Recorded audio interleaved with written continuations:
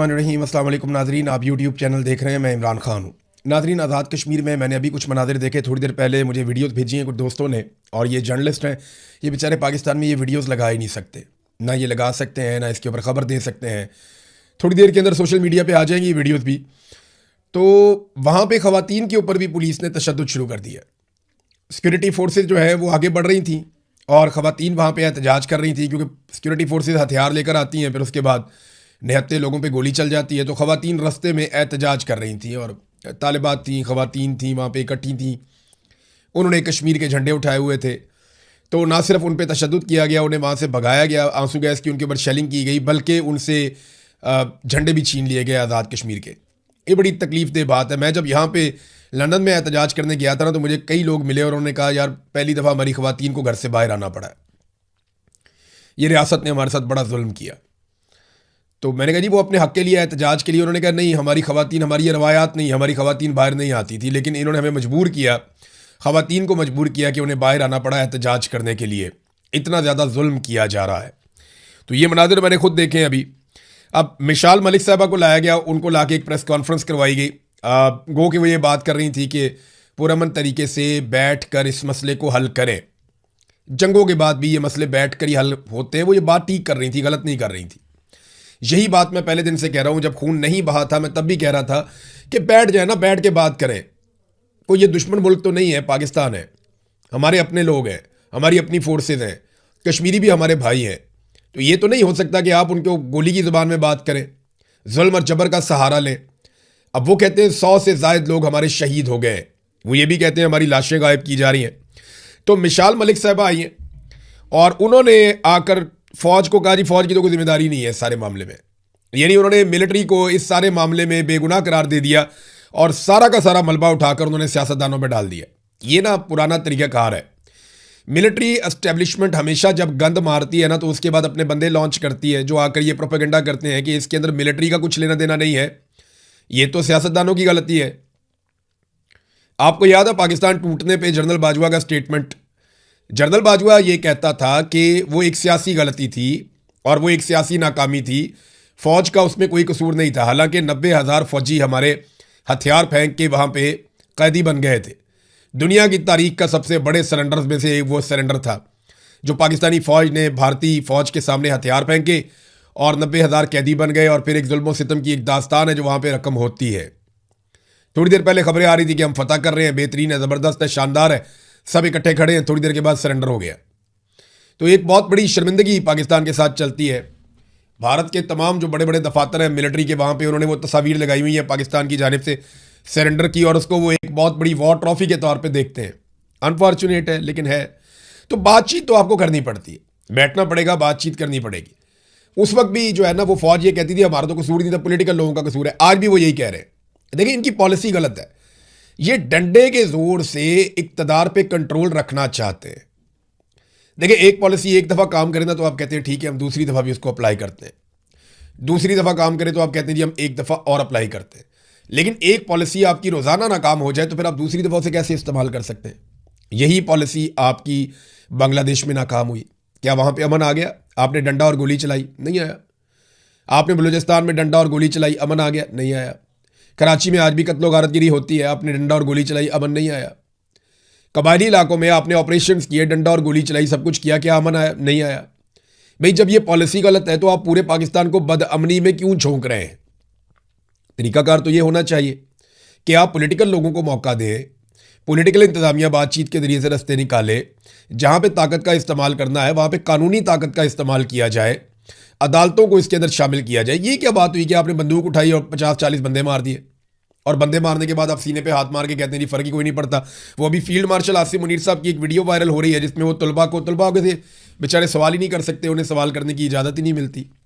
वो video viral हो रही है जिसमें आर्मी चीफ फितना कुचलने की कुरानी आयात का हवाला दे रहे हैं कि इन्हें कत्ल कर दो, इनके हाथ पाँव मुखालिफ सिमत से काट दो, और अगर ये तायब हो जाएँ तो फिर इनकी माफ़ी है। देखिए, मैं एक चीज़ कहना चाहता हूँ, कुरान मजीद को ना अपने मुजालिम को जवाब देने के लिए आप कुरान मजीद की आयात का सहारा ना लें। ये ज़्यादती है, ये गलत बात है। यही आयात मुझे भी सुनाई गई थी जब तशद्दुद कर रहे थे ISI के लोग मेरे ऊपर। यही आयात जब मैं सुन रहा था तब तशद्दुद हो रहा था और यह मकबूल जान साहब के ऊपर उनको भी सुनाई जा रही थी कि तुम्हारे हाथ मुखालिफ सिमत से काट दिए जाएं, पाँव मुखालिफ सिमत से काट दिए जाएं और फिर तुम्हारा फितना है उसको हम कुचल देंगे। इस तरह उनको भी आयात सुनाई जा रही थी। सियासतदान जिम्मेदार हैं जो कुछ भी हुआ है, ये मिशाल मलिक साहबा कह रही हैं। लेकिन सियासतदान तो बेचारे ना 3 में ना 13 में, वो बेचारे रोते पिटते रहते हैं कि ना हमें इक़्तिदार हमारी मर्जी से मिलता है, ना हम फैसले अपनी मर्जी से कर सकते हैं। आज पीपल्स पार्टी की वहाँ पे हुकूमत ज़रूर है, वो हर गंद की सहूलतकार ज़रूर है, लेकिन असल कार्रवाई तो वहाँ पे एजेंसियाँ डाल रही हैं। असल कार्रवाई जो है वो तो मिलिट्री एस्टेब्लिशमेंट डाल रही है। अपने इक़्तिदार को दवाम बख्शने के चक्कर में हर जगह पे इन्होंने जुल्म किया है। और अब जितने बंदे शहीद कर दिए गए हैं ये किसके खाते में डाले जाएंगे? भाई किसी का तो सर लिया जाएगा ना। 100 के करीब बंदे जॉइंट अवामी एक्शन कमेटी के मुताबिक उनके शहीद हो गए हैं। अब ये किसी के सर में तो जाएगा। और देखें मजाक कैसे उड़ाते हैं। अबसार आलम को देखें, अच्छा खासा सीनियर जर्नलिस्ट था, बाद में सरकारी मुलाजिम बन गया, फिर ऐलान किया कि मैं कभी भी दोबारा सहाफ़ी नहीं बनूंगा। अब वो ये कह रहा है कि ख़वातीन को और बच्चों को जॉइंट अवामी एक्शन कमेटी वाले ढाल बनाकर इस्तेमाल कर रहे हैं ताकि वो मर जाए। कैसी बेशर्मी और डिठाई है भाई। कौन सा बच्चा या खातून उन्होंने आगे की जिसको गोली लग गई? जितनी गोलियां लगी वो कश्मीरी नौजवानों को और बुजुर्गों को लगी हैं। वो तो जैसे ही उनको पता चलता है कि क्रैकडाउन हो रहा है या होने वाला है, वो सबसे पहले अपनी खवातीन को और बच्चों को महफूज बनाते हैं। ये कैसी बेशर्मी है और बेगैरती वाला स्टेटमेंट है। यानी मुझे समझ नहीं आती कि ये कैसे लोग हैं, इनके सीने में दिल ही नहीं है। वहाँ डी चौक में लाशें गिर रही थी, लोग मर रहे थे और ये ठट्ठे उड़ा रहे थे, मजाक उड़ा रहे थे और ये साबित करने पर तुले थे नहीं जी नहीं कुछ नहीं होया। इनके सीने में दिल ही नहीं है, इनको लगता ही नहीं है कि किसी का खून बह गया, कोई फर्क ही नहीं पड़ता इन्हें। उधर कश्मीरी जाने कुर्बान कर रहे हैं, 100 से ज्यादा लोग उनके बकौल उनके शहीद हो गए हैं। तकरीबन 80 लोगों के नाम तो मौजूद हैं जो शहीद हो गए। लाशें गायब की जा रही हैं सरकार की जानिब से और ये उस वक्त उनको ताने दे रहे हैं कि तुम औरतों और बच्चों के पीछे छुपे हुए हो। एक औरत को भी और एक बच्चे को भी उन्होंने ऐसे वो गोलियों के सामने नहीं किया। उन्होंने सारे मनाजिर सबके सामने है, सब कुछ सब लोग देख रहे हैं और हर चीज को वहां पे फिल्माया जा रहा है। इंटरनेट की बंदिश की वजह से चीजें सामने नहीं आती, लेकिन चीजें सामने आएंगी। अब इमरान खान साहब की बहनों अलीमा खानम और उस्मा खानम को इश्तिहारी करार दे दिया गया। वजह यह है कि वो जहां जाती हैं लोग बहुत बड़ी तादाद में निकलते हैं। अभी वो बाजोड़ में गई हैं और ऐसा लगता था जैसे बाजोड़ की तारीखी नौइयत का एक बहुत बड़ा इस्तकबाल हुआ है। अब ये लोग अगर इस तरह इकट्ठे हो रहे हैं जैसे अलीमा खानम कर रही हैं, अब जहां जहां वो जाती हैं बहुत बड़े हुजूम निकलते हैं। अगर यही लोग अपने अपने MPAs और MNAs के साथ चल पड़े और एक बड़े हुजूम की शक्ल इख्तियार करें तो 4-5 लाख लोग अगर चल पड़े इस्लामाबाद की तरफ, ये सवाल ही पैदा नहीं होता कि कभी अपने पैरों पे हुकूमत खड़ी रह पाए। देखें ये गोली कब चलाते हैं, ये मारते कब हैं। जब ये हेलीकॉप्टर पे जाके ऊपर से देखते हैं कि नीचे 25,000, 30,000, 50,000 बंदा है तो ये कहते हैं ठीक है मैनेज कर लेंगे। लेकिन जिस दिन इन्होंने हेलीकॉप्टर से देखा कि नीचे 2 लाख बंदा है या 4 लाख बंदा है, उस दिन इनकी हवा निकल जाएगी, फिर ये नहीं लड़ पाएंगे। ये लाशें गिराते हैं सिर्फ इसलिए कि इनको इस बात का अंदाजा है कि लोग मुंतशिर हो जाएंगे। आज कश्मीर में इनके गले में पड़ गई है, इनको मुसीबत इस बात की है कि कश्मीरी मुंतशिर नहीं हो रहा है। जब वो लाशें गिराते हैं वो लाशें उठा के दफना लेते हैं और उसके बाद दोबारा से अपने एहतजाज पे आ जाते हैं। अब जो लोग मुंतशिर नहीं हो रहे, वापस नहीं जा रहे, भाग नहीं रहे, छुप नहीं रहे और मरने के लिए तैयार हैं, तो फिर आपके पास 2 ही ऑप्शन होते हैं, या तो आप उनकी बात माने या फिर आप उनको मारते चले जाएं। तो अभी तक तो इन्होंने जो ऑप्शन लिया हुआ है वो यही है कि ये उनको मारते ही चले जा रहे हैं, मारते ही चले जा रहे हैं। नाज़रीन, अंसार अब्बासी ने भी एतराफ़ कर लिया है बिलाखिर। अंसार अब्बासी ने कहा कि मैंडेट तो दोनों का ही जाली है। फॉर्म 47 के ऊपर PMLN को दिया गया, बिल्कुल ठीक बात है, लेकिन जो मैंडेट है वो पीपल्स पार्टी का भी जाली है। उनका सदर भी इसी मैंडेट के साथ ही बना है। साथ ही उन्होंने तहरीक इंसाफ के लोगों को गालम गलोच वाला कहते हुए कहा कि जनाब वो RTS वाला इलेक्शन था 2018 का। अपने आप को ये तहकीकाती सहाफ़ी कहते हैं, ज़रा थोड़ी तहकीकात करें और हमें बताएं कि RTS बैठने से पहले किस जमात की सीटें ज़्यादा थीं और RTS बैठने के बाद किस जमात की सीटें बढ़ गई थी। सिर्फ ये पता कर लें। देखें ना, RTS अगर इमरान खान के फ़ायदे के लिए बैठाया था तो इमरान खान की सीटें बढ़ जानी चाहिए थी RTS बंद होने के बाद, लेकिन उसकी सीटें RTS बंद होने के बाद कम हो गई। फिर ये चेक कर लें ज़्यादा पटिशन्स PMLN ने और पीपल्स पार्टी ने डाली थी धांधली के खिलाफ, या ज़्यादा पटिशन्स पाकिस्तान तहरीक इंसाफ ने डाली थी धांधली के खिलाफ 2018 के इलेक्शन में।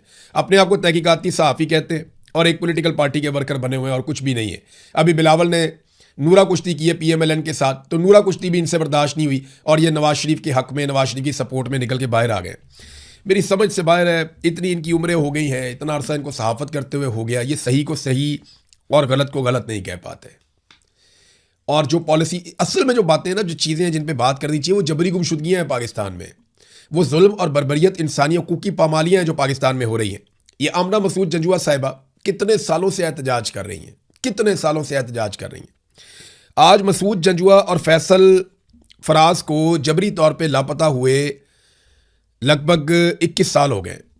जुलाई 2005 में मुशर्रफ के दौर में इन दोनों को लापता किया गया था।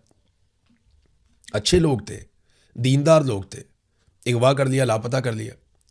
आज तक इनका पता ही नहीं चला। आपने इंडिया की फिल्म देखी होगी, आजकल लोग बहुत उसकी बात करते हैं, सतलुज मूवी, जिसमें वो एक सिख था, वो आवाज़ उठाता है, फिर वो लापता कर दिया जाता है, फिर उसे कत्ल कर दिया जाता है, फिर उसकी आज तक लाश नहीं मिली।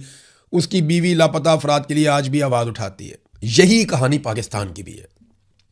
मसूद जंजुआ साहब के साथ भी यही हुआ था और उनकी बीवी आज तक आवाज़ ही उठाती है। उनकी लाश भी नहीं मिली, पता ही नहीं चला।